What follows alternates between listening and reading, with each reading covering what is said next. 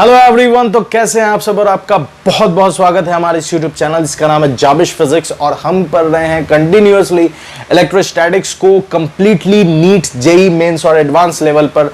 एक एक टॉपिक जो हम डिस्कस कर रहे हैं वो कंप्लीटली कॉम्पिटिटिव टॉपिक्स है, तो ध्यान से और अच्छे से समझते हुए सीक्वेंस में हम बढ़ रहे हैं। अब तक हमने इलेक्ट्रोस्टैटिक्स में बहुत सारी चीज़ें समझ ली, जैसे हमने कूलम्स लॉ को डिटेल में समझा, बहुत सारी चीज़ों से रिलेट किया। फिर हम लोगों ने इलेक्ट्रिक फील्ड समझने के बाद हम पहुंचे हैं पोटेंशियल एनर्जी पर। लेकिन पोटेंशियल एनर्जी समझने से पहले कुछ चीज़ें जो इंपॉर्टेंट है, जो हमें समझना ज़रूरी है, जिसे कहते हैं कंजर्वेटिव फोर्स। तो उस कंजर्वेटिव फोर्स को भी हम लोगों ने अच्छे से समझ लिया इसके प्रीवियस वीडियो में। और इस वीडियो में हम बात करने वाले हैं इलेक्ट्रोस्टैटिक पोटेंशियल एनर्जी। लेकिन इलेक्ट्रोस्टैटिक पोटेंशियल एनर्जी समझने से पहले पोटेंशियल एनर्जी जो हमने 11th में पढ़ा था, उस पोटेंशियल एनर्जी को एक बार रिकॉल कर लेते हैं ताकि कुछ चीजें दिमाग में बैठी हो, क्योंकि ये पढ़ाई चीज फिर से हम रिपीट कर रहे हैं यहां पर। तो देखते हैं, कुछ बेसिक पॉइंट्स है अभी जो हम स्टार्टिंग में समझेंगे, कुछ basic points related to potential energy जो हमने 11th में पढ़ा था और यहां भी काम देगा, 12th में भी काम देगा। 11th की में भी पढ़ा था, 12th में भी पढ़ रहे हैं, तो काम दोनों ही जगह देने वाला है। एक जगह पढ़कर दूसरी जगह रिवाइज होने वाला है। तो चलिए कुछ पॉइंट्स समझ लेते हैं पोटेंशियल एनर्जी से रिलेटेड। तो वो क्या है पोटेंशियल एनर्जी से रिलेटेड पॉइंट्स? तो points related to potential energy, सबसे पहला, potential energy is defined for conservative force only. सिर्फ और सिर्फ कंजर्वेटिव फोर्स के लिए डिफाइंड होता है। तो कंजर्वेटिव फोर्स क्या है, तो इसे हमने डिटेल में समझा, एक वीडियो कंप्लीट इसी पर बना हुआ है, तो आप जाकर देख सकते हैं। वो यहां पर डिस्प्ले हो रहा है, तो यहां आपको देखने को मिल जाएगा उसका लिंक, तो जाकर देख लीजिए। कंजर्वेटिव फोर्स क्या होता है? तो कंजर्वेटिव फोर्स कहते हैं वो फोर्स जिसके लिए वर्क डन पोजीशन पर डिपेंड करे। और कंजर्वेटिव फोर्स के फॉर्मेट 3 तरह के होते हैं, वो सब मैंने वीडियो में समझा रखा है, तो आप जाकर देख सकते हैं। तो कंजर्वेटिव फोर्स के लिए ही सिर्फ पोटेंशियल एनर्जी डिफाइन है। अच्छा, कंजर्वेटिव फोर्स कितने तरह के होते हैं? फॉर्मेट एक अलग चीज है। टाइप्स ऑफ कंजर्वेटिव फोर्स कितने हैं? तो 3, electrostatic force, gravitational force and spring force. ये 3, इसमें 3 में से 2 आपने 11th में पढ़ा होगा, ग्रेविटेशनल फोर्स, और आपने पढ़ा होगा स्प्रिंग फोर्स। और बच रहा है कौन? Electrostatic force. तो यहां हम पढ़ेंगे जिससे इलेक्ट्रोस्टैटिक पोटेंशियल एनर्जी बन रही है।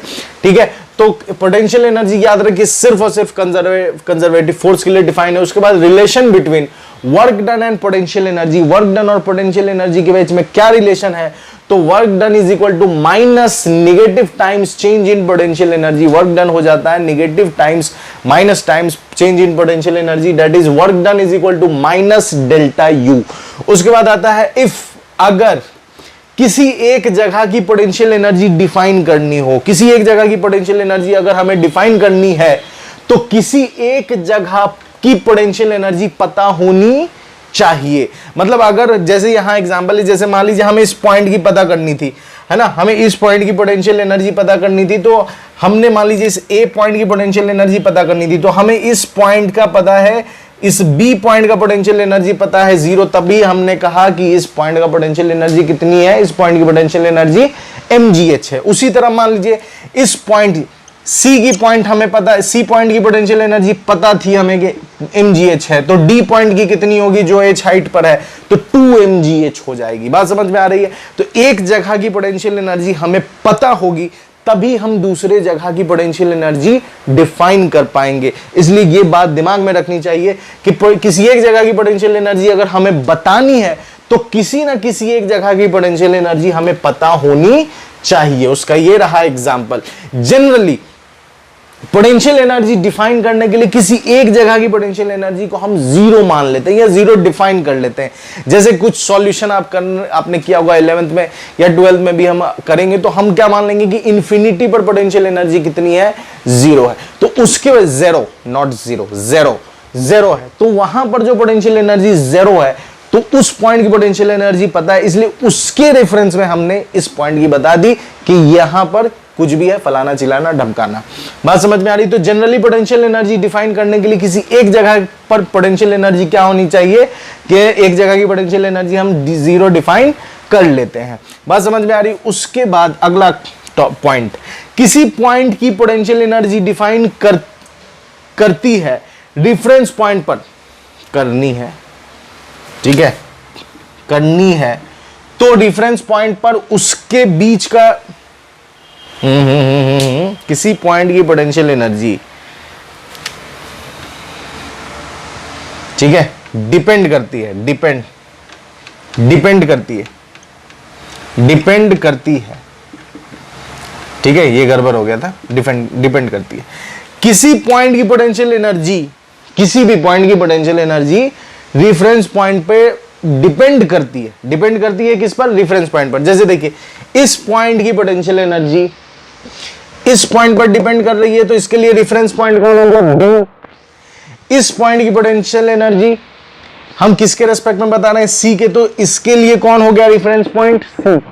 तो किसी भी पॉइंट की पोटेंशियल एनर्जी रेफरेंस पॉइंट पर डिपेंड करती है, पर उसके बीच का डिफरेंस रेफरेंस पॉइंट पर डिपेंड नहीं करता है। बात समझ में आ रही है? मतलब मान लीजिए कि यहां से H है, mgh, तो अब अगर हमने कोई और भी रेफरेंस पॉइंट मान लिया तो उससे इस दोनों के बीच के डिफरेंस में कोई फर्क पड़ने वाला नहीं है। बात समझ में आ रही है? तो किसी एक पॉइंट की पोटेंशियल एनर्जी रेफरेंस पॉइंट पर डिपेंड करेगी, लेकिन उस दो पॉइंट के बीच के पोटेंशियल एनर्जी का डिफरेंस है वो रेफरेंस पॉइंट पर डिपेंड नहीं करती है। बात समझ में आ रही है? उसके बाद ध्यान से देखिए, वर्क डन होता है माइनस डेल्टा यू। तो हम वर्क डन क्या होता है, फोर्स इंटू डिस्प्लेसमेंट, तो F vector dot D r vector. D r vector actually में क्या है, तो डी आर वेक्टर जैसे मान लीजिए कि ये एक्स भी है, वाई भी है और z भी है, तीनों है, और यहां पर कोई पॉइंट है जिसके पास x भी है, y भी है, z भी है, तो हमने एक पोजीशन वेक्टर ड्रॉ किया, तो ये r वेक्टर कहलाएगा, क्योंकि इस r के पास x भी है, y भी है, z भी है। तो बेसिकली जो यहां dr वेक्टर है ये 3D के लिए हम यूज करें, क्योंकि इस dr के अंदर x भी छुपा है, y भी छुपा है और z भी छुपा है। बात समझ में आ रही है? तो f vector dot dr vector बराबर क्या हो जाएगा, माइनस du। तो इस चीज को हम ऐसे लिखते हैं, ऐसे लिखने का मतलब कि f vector is equal to minus d by d r vector. तो इस d और d को हम कुछ इस तरह से लिखते हैं, माइनस डबा u बाई डबा x आई कैप, माइनस डबा u बाई डबा y j कैप, माइनस डबा u बाई डबा z k कैप। सर ये डबा क्या है? इसको कहते हैं पार्शियल डिफरेंशिएशन। पार्शियल डिफरेंशियल, क्या पार्शियल डिफरेंशियल है? डबा। डबा मींस x के अलावा सबको कांस्टेंट, जैसे मान लीजिए यहां अगर हम x के रेस्पेक्ट में डिफरेंशिएट कर रहे हैं तो सिर्फ x को वेरिएबल मानेंगे, उसके अलावा y z अगर है तो y और z दोनों ही कांस्टेंट हो जाएगा, या मान लेंगे कि वो कांस्टेंट है, ठीक है, सबको कांस्टेंट मान लो अगर dx है तो। जैसे यहां पर एक सवाल भी है हमारे पास, जैसे देखिए मान लीजिए दिया हुआ u is equal to x square plus 2y plus z cube, ये पोटेंशियल एनर्जी दी गई है। फाइंड फोर्स एट, फोर्स निकालना आपको कहां पर, 1,1,2 पर निकालना है। सर ये कैसे बनेगा, तो u दिया हुआ है अपॉन डी आर वेक्टर, तो इस फॉर्मेट में आ जाएगा, तो डबा यू। अब ध्यान से देखिए, एक्स स्क्वायर को डबा यू बाई डबा एक्स, तो एक्स वाले को एक्स के साथ डिफरेंशिएट करेंगे तो इधर कितना आ जाएगा, इसको डिफरेंशिएट करने पर 2x, कितना आ गया 2x, इसको डिफरेंशिएट करने पर कितना आ गया 2x, इसको डिफरेंशिएट करने पर कितना आ गया, तो 2y है, तो सिर्फ y के रेस्पेक्ट में ही डिफरेंशिएट होगा 2y, तो ये कितना आ जाएगा 2, तो इधर आ गया 2x, ये आ गया 2, और ये कितना आ जाएगा, तो 3z स्क्वायर, क्योंकि सिर्फ z के रेस्पेक्ट में ही डिफरेंशिएट करेंगे, तो कितना आ जाएगा 3z स्क्वायर। तो इसकी वैल्यू कितनी है, इसकी वैल्यू आ जाएगी, जब आप इसे सॉल्व कीजिएगा तो इसकी वैल्यू आ जाएगी u, ठीक है। f वेक्टर की वैल्यू क्या आ जाएगी डिफरेंशिएट करने पर, f वेक्टर की वैल्यू 2x आई कैप प्लस ये हो गया 2 j कैप प्लस ये हो गया 3z स्क्वायर।